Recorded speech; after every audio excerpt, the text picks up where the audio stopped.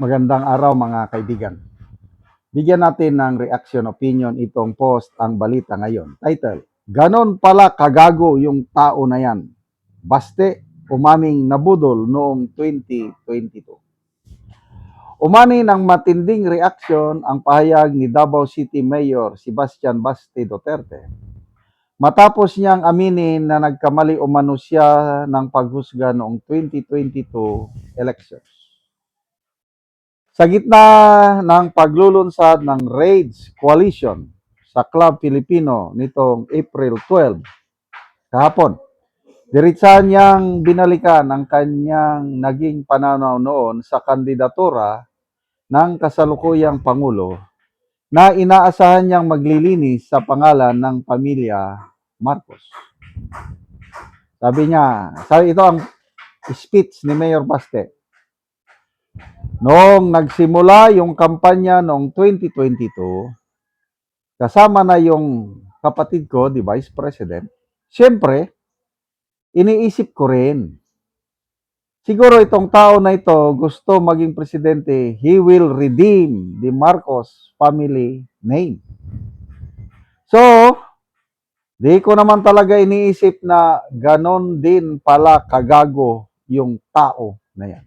Meaning, the president. Ipinahayag din ni Baste ang kanyang hinala sa umano'y direksyon ng pamumuno ngayon. Siguro, nasa isip niya, kung sira na ang pangalan namin, sisirain ko na lalo. Ang naturang mga pahayag ay bahagi ng kanyang talumpati sa paglulunsad ng Raids Coalition, isang alyansang pinamumunuan ni Mayor Baste Duterte at suportado ng mahigit 600 organisasyon na layong isulong ang reforma, transparency, at accountability sa gobyerno. So, basa tayo sa mga comments. Nonoy Miguel Jr., balitang-balita na marami silang ginto noon. Kasi sa interview ni Imelda Marcos, kayang bayaran lahat na utang ng Pilipinas dahil marami silang ginto. Pero baliktad pala, sila pala magbebenta ng ginto mula sa Central Bank. Isa ako sa nabudol niyan. Naniwala ako. Hindi. Ito opinion ko lang ito. Mayroon silang gold. Kaya lang, sa ngayon, hindi nila makuha-kuha. Kung makuha man nila, hindi nila tutuparin yung last will and testament ng Pangulong Marcos Jr. Kasi, kung totoo yung last will and testament ng Pangulong Marcos Sr., hindi yung ibibigay ang ilang porsyento. 90% ba ibibigay sa taong bayan? Kasi yung gold na yun yung mga Yamashita treasures. Itinago lang ng Marcos Sr. dahil merong prescription na 50 years. Hindi mo pwedeng angkinin yun. Kailangan hintayin mo na lalampas yung 50 years bago maangkin.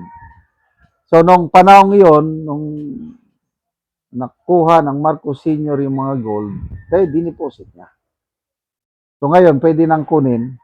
Yan, ang inaasahan ng mga bumoto, kasama ko is, pag nanalo si Marcos Sr., Marcos Jr., makukuha niya at itutulong sa Pilipino. Yun ang inaasam ng marami. Kaya lang maraming nabudol. Kaya malala ko si Banat Bay. Antay Marcos man yan. Tinatawag niya ang mga Marcos loyalist noon nga mga tanso. Totoo. Naging tanso ako. Kayo, kung naniwala rin kayo sa gold na yan, tanso rin. Nabudol talaga. Maraming nabudol. Kasi kung nagkandidato sana si Mayor Sara as president, siya ang aming ibuboto. Buong pamilya ko. Kahit Ilocano kami, hindi ko masyadong kilala yung Bongbong Marcos na yan. Ang kilala ko, Marcos Sr. Aimee, medyo kilala ko dahil aktibo si Aimee. Kaya lang si Bongbong Marcos, wala, ang image na naitatak sa isip ko sa isang Bongbong Marcos is a happy-go-lucky son of the president. Kaya hindi ko siya talaga iboboto kung hindi dahil sa mga Duterte. Binoto na lang namin si BBM, akala namin is continuity. Yung magandang nasimulan ng Duterte administration ay itutuloy ng Uniteam, Marcos Jr., and then after that, Sara Duterte ang susunod na president, tutuloy na naman niya. So, 18 years na continuity. Wow! Aasinso talaga tayo. Kaya lang wala eh. Sayang yung magagandang nasimulan ni Tatay Digong na wala.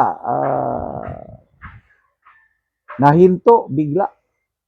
Yung build na yan, ang daming nagawa ni Tatay Digong. Sila ngayon, halos wala.